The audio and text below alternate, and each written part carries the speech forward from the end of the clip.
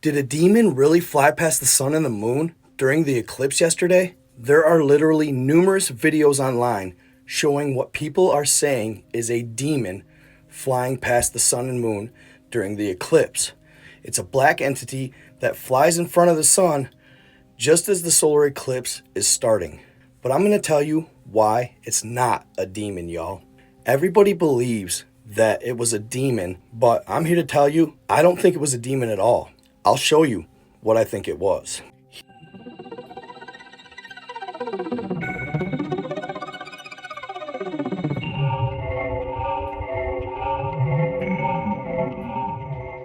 Here are multiple clips of the alleged demon flying by the eclipse. Check it out. You can see it's a black entity and it skates by the moon really fast. Some of the video I see is looking like from north to south. Others look east to west. Now, I'm not sure whether or not it flew past the eclipse more than once. I want to say yes, it did, because both times I've seen it, it looks like the same entity, but at different motions of flying.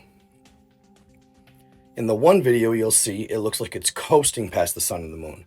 In the north-south video you'll see, it looks like it could be flapping wings or thrusting past the sun and the moon. In this video, I adjust the exposure, contrast, and brightness to show you guys what I believe it is.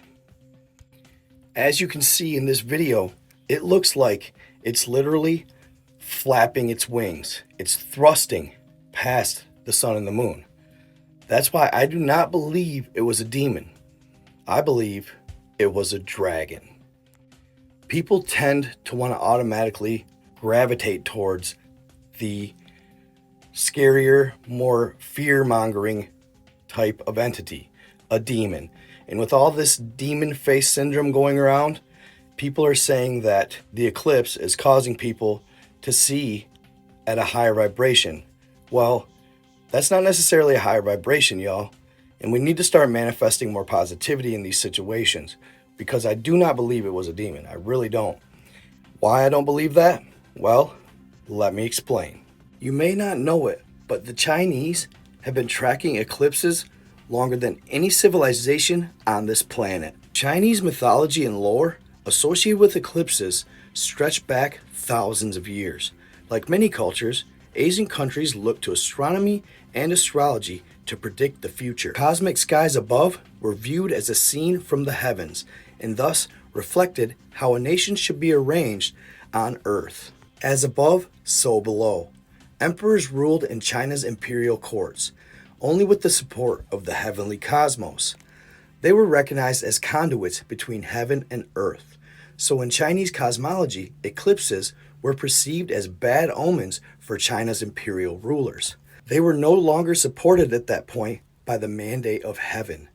A solar eclipse story unfolded when the yang, sun, symbolic of the emperor, was dominated and obscured by the yin, the moon, symbolic of the empress. Then the emperor's light, his reign, was extinguished. Unpredictable eclipse would cast doubt on an emperor's rulership, leading to agricultural implications for the common people. If date calculations for planting and harvest were off, then suffering could lead to starvation.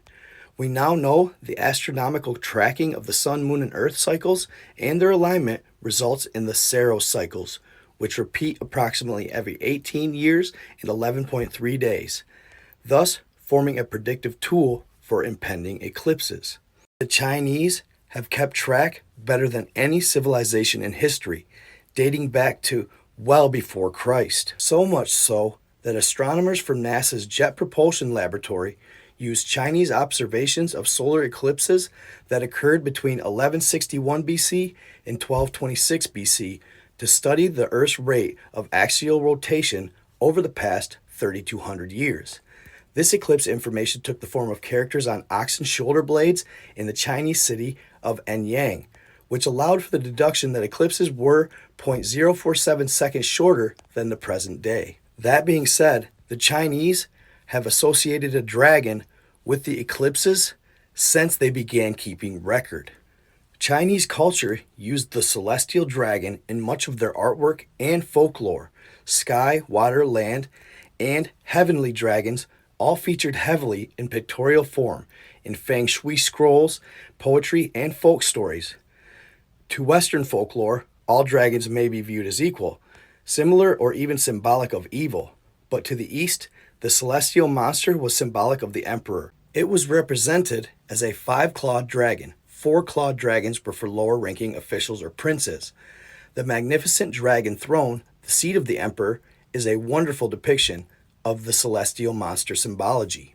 Asian art often depicts a dragon chasing a pearl, moon, or the sun. The hungry dragon, or Tangao, was the dragon / celestial being eating the sun or the moon, in the case of the lunar eclipse. To stop this occurrence and consumption of the entire sun or moon, folks believed noise would frighten the dragon away. Sound was used extensively in the Chinese rituals during the eclipse, and the iconic temple gongs of China were sounded to announce a solar eclipse. The brass gong was struck with a wooden mallet to scare away the monster from eating the sun. Common folk relied on pots and pans as implements to frighten the dragon away from eating the sun. Rahu in Vedic astrology is known as the ascending lunar node, or the dragon's head, the north node, and the Chinese have borrowed the term and refer to it as Lu Hao. In Chinese discipline of feng shui, practitioners were ill-advised to open their cosmic tool of heaven and earth on certain days, namely their Chinese compass, known as a lo pan. These days were called Lu Hao days, or as they were classically called, master killing days. The pair of lunar nodes aren't planets but a point on the ecliptic plane, and Vedic astrology treats them as virtual planets. And in Chinese metaphysics, a planet is akin to a star. So dragons being associated with eclipses dates back thousands of years, y'all. So I believe that just maybe they were really seeing a dragon up there. We like to call it mythology, but a lot of times mythology stems from some truth. And they believed that by making noise, and they could keep the dragon away from the eclipse. So just maybe this dragon appears during eclipses. Now that people were paying attention, we saw it. So don't necessarily think it's all negative. Don't necessarily think it's a demon, because I believe truly it's a dragon. Check it out again. I hope you all enjoyed this video, and I hope you all enjoyed a different perspective. Stay in the love, stay in the light. Be kind to others. I am out.